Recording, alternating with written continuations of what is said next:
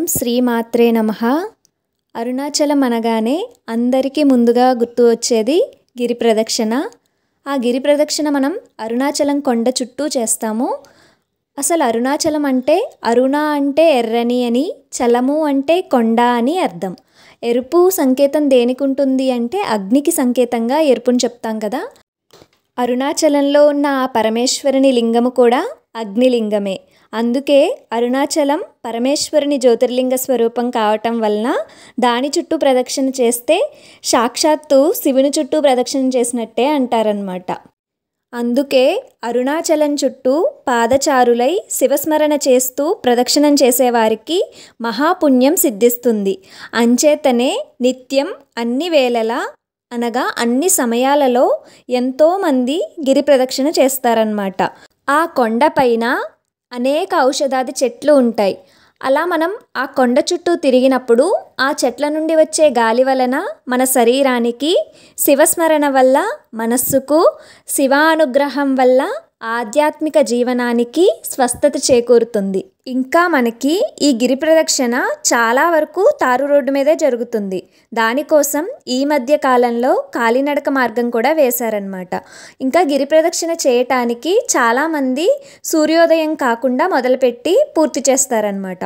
లేకపోతే సాయంత్రం 4:30 ఆ సమయానికి మొదలు పెడతారు.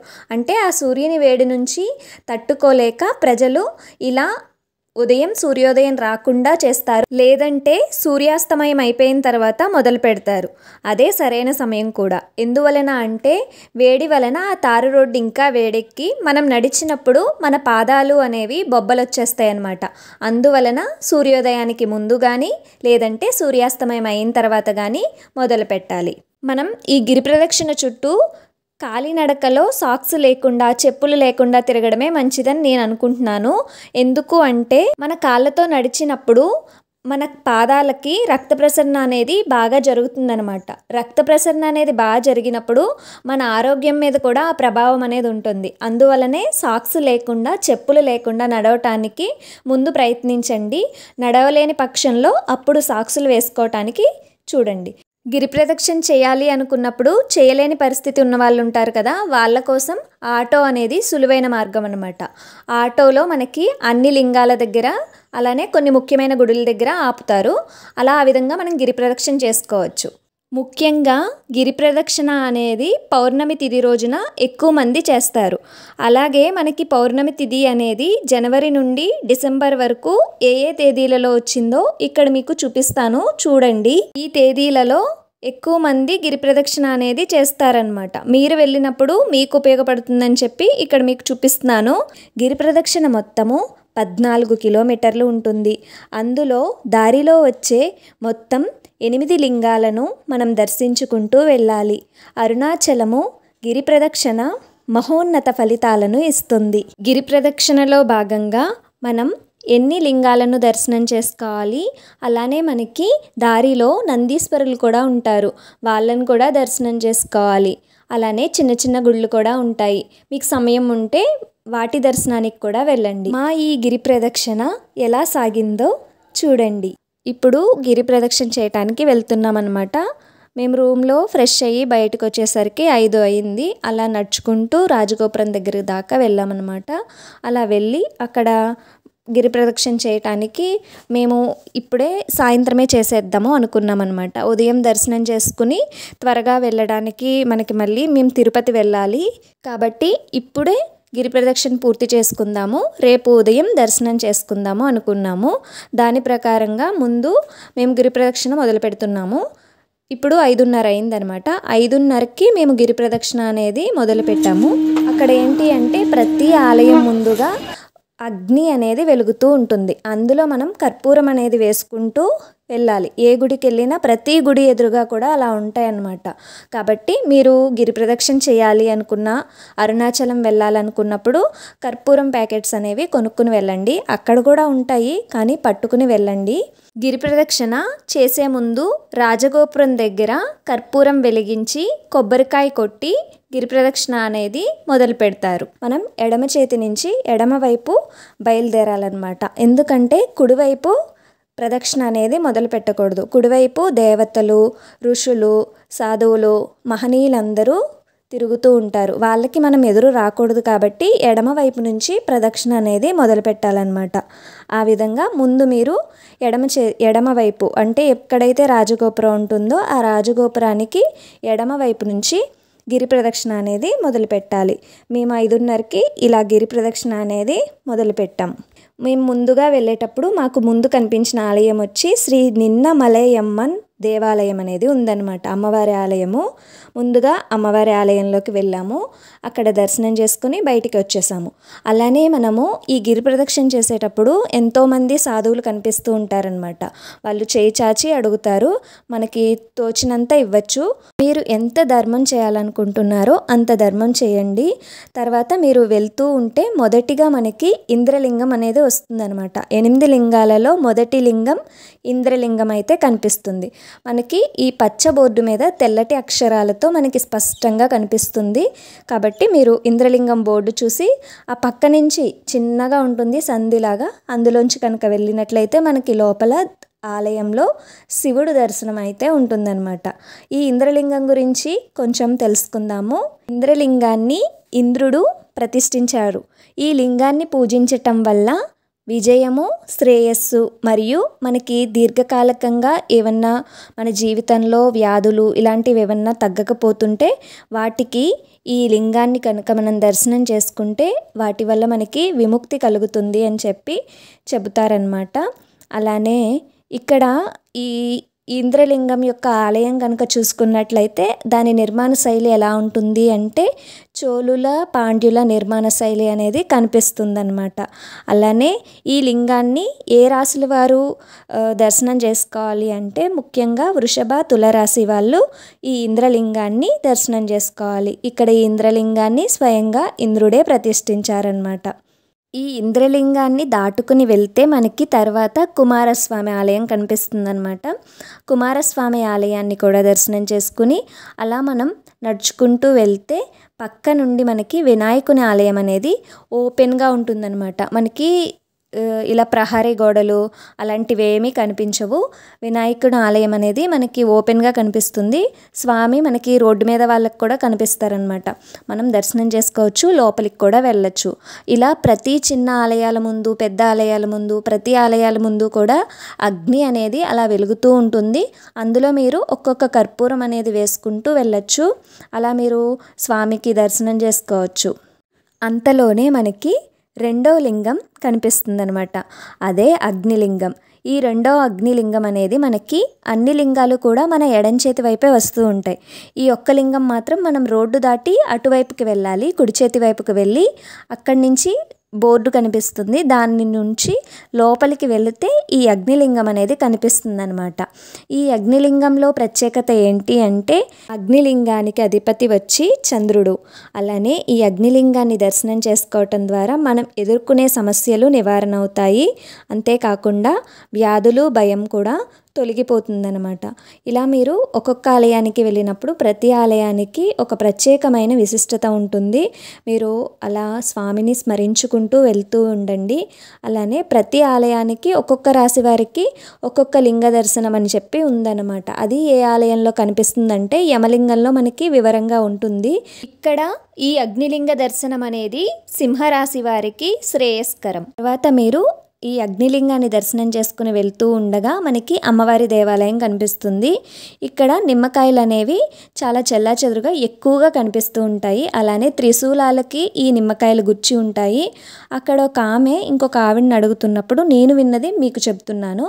ఆ కాయల్ని ఆవిడ తొక్కుతుందనమాట. ఎందుకు తొక్కుతున్నారు అంటే ఇలా తొక్కడం వల్ల మనకి కాళ్ళ నొప్పులు తగ్గుతాయి అని ఇక్కడ నమ్ముతారు అని చెప్పి చెప్పిందనమాట. ఆవిడ చెప్పింది ఎంతవరకు నిజమో తెలీదు.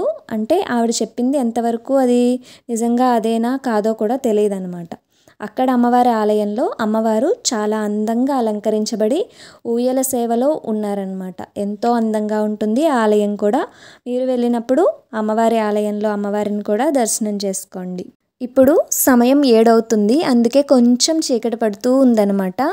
ఇప్పుడు మనం శేషాద్రి స్వామి ఆశ్రమాన్ని దాటామన్నమాట.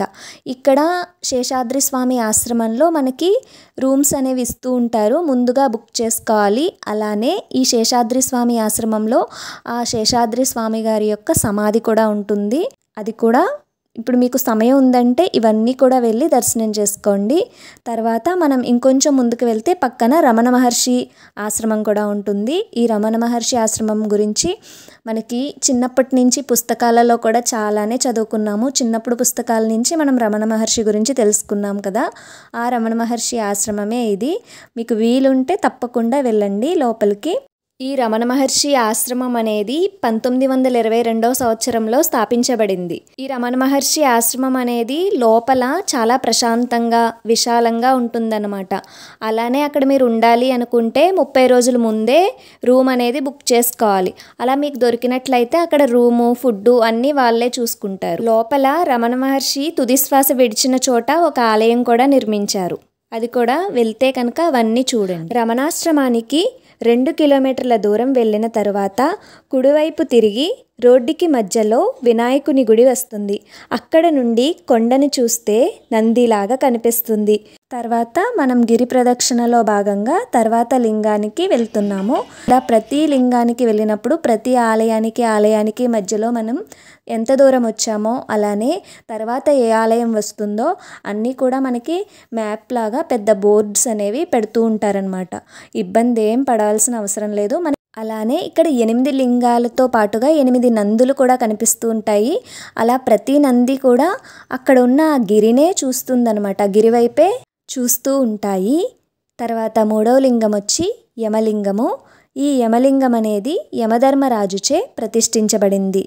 అంతేకాకుండా యముడిచే పూజింపబడినది ఈ యమలింగము. ఈ యమలింగాన్ని మనం దర్శనం చేసుకోవటం ద్వారా మనలో ఉన్న అహంభావం అనేది తొలగిపోతుంది. యమలింగాన్ని వృశ్చిక రాశి వాళ్ళు దర్శనం చేసుకోవాలి. ఏ రాశి వాళ్ళు ఏ లింగాన్ని దర్శించుకోవాలి అనేది ఈ యమలింగం ఆలయంలోనే మీకు కనిపిస్తుంది. ఇదిగో ఇక్కడ వెనకాల కనిపిస్తుంది కదా, దాని మీద వివరంగా రాసి ఉందన్నమాట.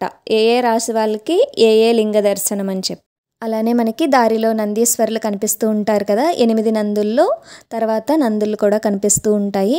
అక్కడ కూడా దర్శనం చేసుకుంటూ ముందుకు వెళ్ళండి. తర్వాత మనకి వై జంక్షన్ అనేది వస్తుంది. ఈ వై జంక్షన్ దగ్గరే మనకి పక్కనే మీకు ఆనవాలుగా ఉండటానికి చెప్తున్నాను, పోలీస్ స్టేషన్ అనేది కనిపిస్తుంది. ఆ పోలీస్ స్టేషన్ వైపుగా అలా లోపలికి వెళ్ళాలన్నమాట. అక్కడ బోర్డు కూడా ఉంటుంది. ఆ బోర్డు చూసుకుంటూ లోపలికి వెళ్ళండి.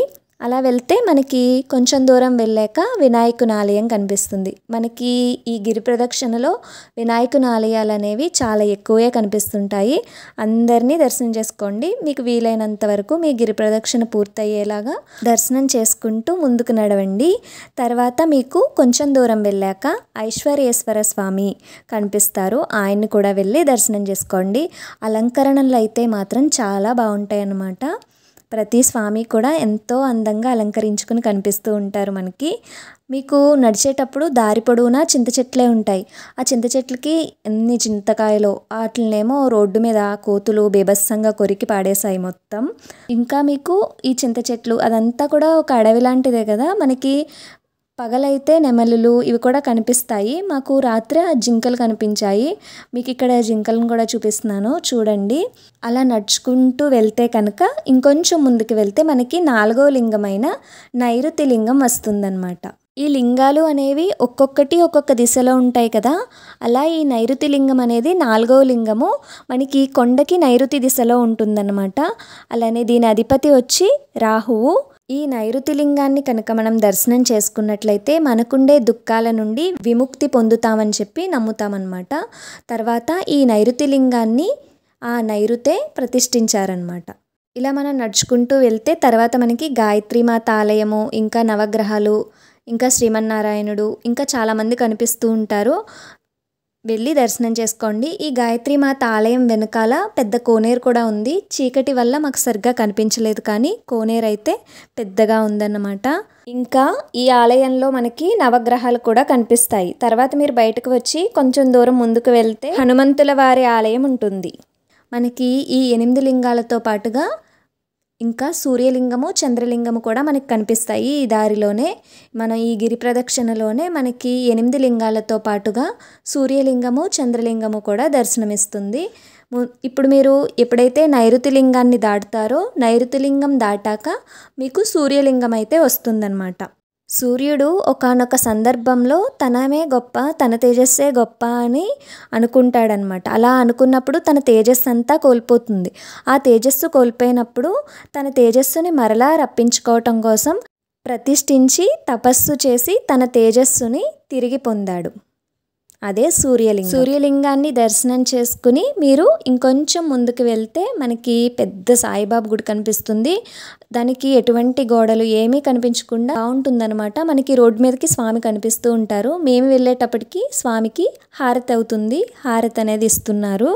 అలా మనం సాయిబాబాని రోడ్డు మీద నుండే దర్శనం చేసుకుని ఇంకొంచెం ముందుకు వెళ్ళాము.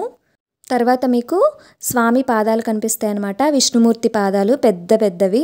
అక్కడ కూడా ఆగి కాసేపు దర్శనం చేసుకుని నడుస్తూ ఉండండి. తర్వాత మీకు 5వ లింగమైన వరుణలింగం అనేది వస్తుందన్నమాట.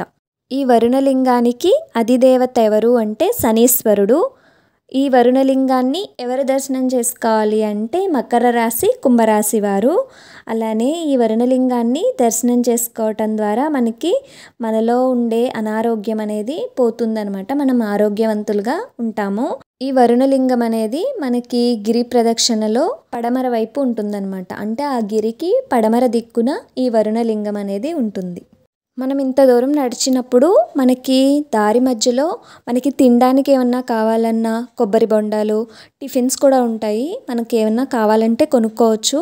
అలానే టాయిలెట్స్ కూడా ఉంటాయి అన్నమాట. ఇంతే కాకుండా మీకు కాలు నొప్పులకి మిషన్స్ కూడా ఉంటాయి. 20 రూపాయలు, 30 రూపాయలు, ఇంకా ముందుకు వెళ్తే 50 రూపాయలు.